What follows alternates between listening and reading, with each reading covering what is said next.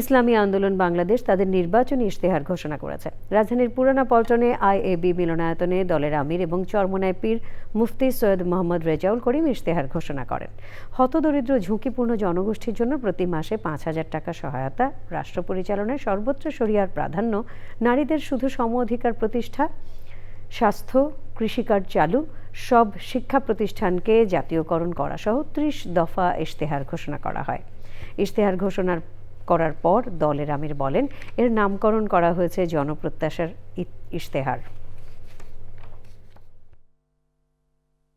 আমাদের ইশতেহারের নামকরণ করা হয়েছে জনপ্রত্যাশার ইশতেহার। রাষ্ট্র গঠনে আমাদের নীতিগত অবস্থান, রাষ্ট্র সংস্কারে আমাদের পরিকল্পনা,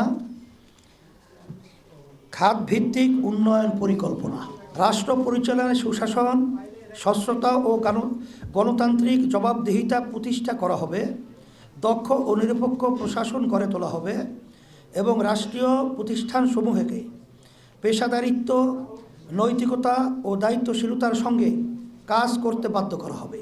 নারীর কর্মসংস্থান, অধিকার, মর্যাদা ও স্বাধীনতার জন্য ইসলামী সবচেয়ে কার্যকর নীতি।